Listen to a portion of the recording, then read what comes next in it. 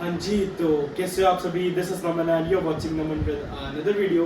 आज आपका भाई आईपीओ के ऊपर वीडियो लेके आप लोगों के लिए आ गए हैं, जिसके अंदर हम लोग बात करने वाले हैं बेल राइस इंडस्ट्री के आईपीओ के अंदर, जिसका करंट जीएमपी जो है वो 17% के आसपास जो है वो चल रहा है। और मुझे लगता है अगर मार्केट की कंडीशन जो है वो अच्छी रहती है तो ये जो आईपीओ है कम से कम भी 25% तक जो है लिस्ट करना चाहिए।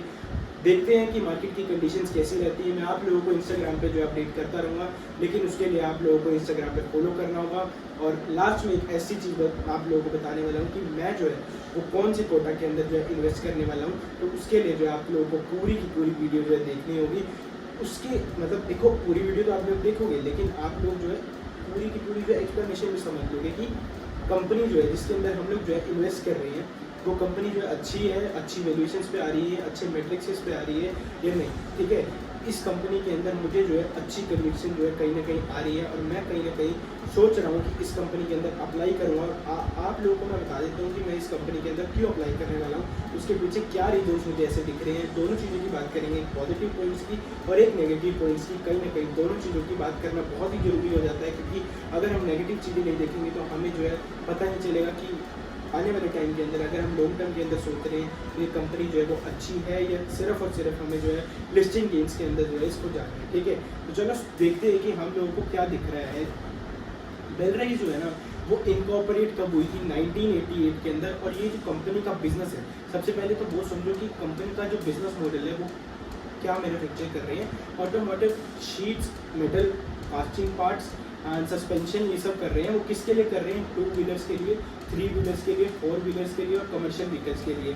साथ साथ में यही मतलब 2 व्हीलर्स के लिए और कमर्शियल व्हीकल्स के लिए, इन सब के लिए ये एनर्जी सोल्यूशंस भी जो है ना इंजीनियरिंग सोल्यूशन जो है वो दे रहे हैं। ठीक है जी, तो कंपनी का जो बिजनेस है वो कहीं ना कहीं अच्छा है। और अगर इस बिजनेस की बात करते हैं तो ये सेक्टर कहीं ना कहीं जो है 8 से 10% जो है वो ग्रोथ कर रहा है। और 2030 तक इनका टारगेट है कहीं ना कहीं 10 लाख करोड़ तक लेके जाने का ऑटो एंसिलरी सेक्टर को।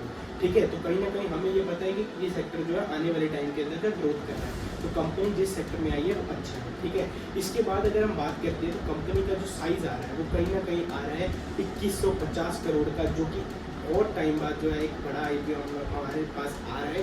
और एक चीज़ और रिटेलर्स के लिए जो अच्छी है कि कंपनी जो है वो 35% तक है ना शेयर्स ऑफर कर रही है रिटेलर्स के लिए। तो मैं जो है पर्सनली कोरोना वीज है ना शायद कोरोना वीज से ज़्यादा इसके अंदर पर्सनली जो है ज़्यादा पर्सनली इंटरेस्ट दिखा रहा हूँ कि मुझे जो है इस कंपनी के अंदर लगता है कि मैं ज़्यादा से ज़्यादा लोड जो है मैं इस कंपनी के अंदर इन्वेस्ट करने वाला हूँ। मतलब कैसे करूँगा मैं कि मेरे पास जो है 5 अकाउंट्स हैं, उसके अंदर एक एक लोड जो है अप्लाई करूँगा। बहुत सारे लोग जो हैं मैंने देखे हैं कि वो क्या करते हैं कि 13 लोड जो है वो एक ही अकाउंट से अप्लाई कर देते हैं, तो उसके अंदर जो मिलने की प्रोबेबिलिटी होती है ना हमें वो कम हो जाती है। तो आप लोगों को भी सेम ऐसे ही करना है कि अलग अलग अकाउंट लो और उसमें से जो है वो अप्लाई करो आईपीओ को। ठीक है, इसके बाद हम लोग जो है कंपनी की एक बार प्राइस बैंड की बात कर लेते हैं, तो जो कि मुझे जो है बहुत ही अच्छा लग रहा है। वैल्यूएशन के हिसाब से जो निकल के आ रहा है 85 से 90 रुपीज़ पर शेयर। ठीक है, मतलब आपका 90 रुपीज़ के आसपास जाएगा। और अगर मैं बात करूँ कि एक करोड़ से आप लोगों को कितने पैसे लगेंगे तो वो कहीं ना कहीं 14,940 रुपये लगेंगे। और स्मॉल HNA की अगर मैं बात करता हूँ तो 2,09,160 रुपीज़। और बिग HNA की अगर मैं बात करता हूँ तो वो कहीं ना कहीं 10,980 रुपये जो है वो निकल के आ रहा है। कि अगर आप लोग अप्लाई करते हो, तो मैं पर्सनली अगर अभी सबसे सब्सक्रिप्शन के हिसाब से बात करता हूँ तो सब्सक्रिप्शन के हिसाब से मुझे रिटेल कैटेगरी जो है वो कहीं ना कहीं ज़्यादा अच्छी दिख रही है एज़ कम्पेरेटिवली अदर कैटेगरी के। तो आप लोग भी जो है वो ट्राई करना कि रिटेल कैटेगरी में जाओ। देखो, जिन लोगों के पास ज़्यादा पैसे हैं तो वो क्या करना कि बेल राइस के अंदर भी लगा देना और साथ साथ में जो है कोरोना वीज के अंदर भी लगाना। लेकिन अगर किसी के पास ऐसा है कि लिमिटेड है, मेरे पास एक ही नोट का पैसा है, तो मैं कहूँगा कि बेल राइस के अंदर जाओ। क्योंकि क्या चीज़ है कि वहाँ पे अगर कोरोना वीज के अंदर आप देख रहे हो ना तो वहाँ पे जो शेयर ऑफर करे जा रहे हैं रिटेल कैटेगरी को वो 10% के आसपास है। तो कहीं ना कहीं वहाँ मिलने के चांसेस जो है वो कम है। लेकिन अगर आपके पास पैसा पड़ रहा है तो उसको होल्ड पे ना रख के आप आईपीओ के अंदर अप्लाई करें। वो भी कंपनी जो बहुत ही अच्छी है। ठीक है, तो जो मुझे कंपनी का एंकर बुक है ना वो भी कहीं ना कहीं बहुत ही अच्छी दिख रही है, जिसके अंदर नाम बड़े बड़े नाम है। मतलब एक आप लोगों ने सुना होगा ब्लैक रॉक है ना। ठीक है, उसके बाद है ICICI प्रूडेंशियल म्यूचुअल फंड, मेरा फेवरेट फंड। ठीक है, मैं कोई बाइंग सेलिंग रिकमेंडेशन नहीं दे रहा हूँ, लेकिन बहुत ही अच्छा फंड है। उसके बाद HDFC म्यूचुअल फंड है, फिर निपोन इंडिया म्यूचुअल फंड है। ठीक है, उसके बाद अगर क्लाइंट्स की भी बात करें ना तो क्लाइंट्स भी कहीं ना कहीं इस कंपनी के पास जो है वो जैगुआर जैसे क्लाइंट्स हैं, रॉयल इनफील्ड जैसे क्लाइंट्स हैं, बजाज ऑटो, मतलब बड़े बड़े नाम जो है वो निकल के आ रहे हैं। तो कंपनी की अगर वैल्यूएशंस की बात करते हैं तो कहीं ना कहीं मुझे अच्छी दिख रही है। और एक और चीज़ जो आप लोगों को ध्यान में रखनी है, इसकी वैल्यूएशंस के हिसाब से ये जो पी रेशियो है ना, इसके पीएस के कंपैरिजन में इसके पीएस जो है वो भारत फोर्ज जैसी कंपनी है, ठीक है। मतलब इसकी जो पी निकल के आ रही है वो अभी 24.47 के आसपास है। और अगर ईपीएस की मैं बात करता हूँ तो 3.68 के आसपास निकल के आ रही है, जो कि मतलब दूसरी कंपनीज की अगर आप बात करते हो पी से, तो पी के कंपैरिजन में तो इसका जो पी है वो कम आ रहा है। तो ये भी कहीं ना कहीं वैल्यूएशन को जो है अच्छा दिखा रहा है, ठीक है। उसके बाद आरओसी की अगर मैं बात करता हूँ तो आरओसी इस कंपनी की जो है निकल के आ रही है 14.83, जो कि बहुत ही अच्छी आरओसी मतलब रिटर्न ऑन कैपिटल है, ठीक है जी।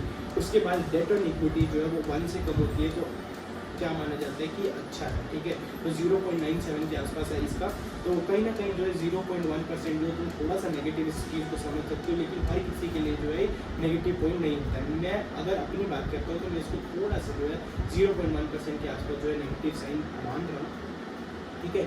इसके बाद अगर मैं बात करता हूँ तो कंपनी का जो रेवेन्यू है वो कॉन्टीन्यूसली जो है बढ़ रहा है, लेकिन अभी जो है प्रीवियस क्वार्टर मतलब दिसंबर वाला जो हमारा डाटा है अभी, उसके अंदर जो थोड़ा सा कम हुआ है, ठीक है, इनका रेवेन्यू। और प्रॉफिट भी जो है थोड़ा सा कम हुआ है, ठीक है। अगर मैं बात करता हूँ अभी मतलब अगर इसको कंक्लूड करके मैं निकालने की कोशिश करता हूँ अगले 3 मतलब मार्च की, और आप लगा लो अगला जो भी क्वार्टर आएगा उसके अंदर, तो मतलब 3 से 6 महीने की अगर हम लोग रिपोर्ट देखते हैं तो कहीं ना कहीं मुझे जो है वो 8,000 करोड़ के आसपास जो है इसका रेवेन्यू दिख रहा है। और प्रॉफिट आफ्टर टैक्स भी कहीं ना कहीं 320 से 330 करोड़ के आसपास जो है वो निकल के आ रहा है। तो कहीं ना कहीं वैल्यूएशन वाइज हमें जो है ये दिख रहा है कि जो रेवेन्यू है वो भी कॉन्टीन्यूसली इंक्रीज हो रहा है। और अगर प्रॉफिट आफ्टर टैक्स की मैं बात करता हूँ तो प्रॉफिट आफ्टर टैक्स भी जो है कहीं ना कहीं इंक्रीज हो रहा है, लेकिन कम हो रहा है, कम रेशियो में जो है इंक्रीज हो रहा है, ठीक है।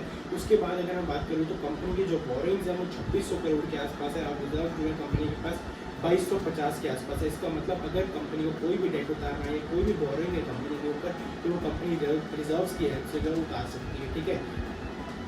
अब आपको सारी चीज़ें जो है मैंने बता दी है, तो मुझे जो है पर्सनली जो है कहीं ना कहीं जो है कंपनी अच्छी दिख रही है। एक चीज़ और ध्यान रखना कि जो इसका आईपीओ के ओपन डेट है वो 21 को हुई है, और 23 तक जो है वो ये आईपीओ जो क्लोज हो जाएगा। और अलॉटमेंट डेट मतलब हमको पता चलेगा कि हमारे को आईपीओ मिला है या नहीं मिला है, वो 26 को है, और मतलब लिस्ट हो जाएगा मार्केट के अंदर ये 28 को, ठीक है नहीं। तो ये सारी चीज़ें जो है हमें जो है ध्यान में रखनी होती है जब भी हम आईपीओ को देखते हैं। तो मुझे जो है सारी चीज़ें देख के कहीं ना कहीं अच्छा दिख रहा है। और अगर मैं लॉन्ग टर्म की बात करता हूँ तो मैं लॉन्ग टर्म के लिए थोड़ा सा भी रुकूँगा, मैं भी लिस्टिंग गेम्स लेके जो है कहीं ना कहीं निकल जाऊँगा। अब आप लोगों को आने वाले टाइम के अंदर मैं ये ज़रूर बताऊँगा कि मैं जो है अगर लॉन्ग टर्म के अंदर जाऊँगा तो मैं किस बेसिस पे जाऊँगा।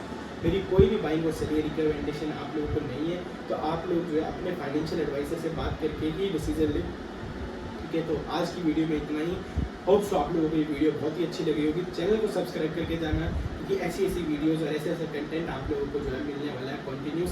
चलो बाय गाइस।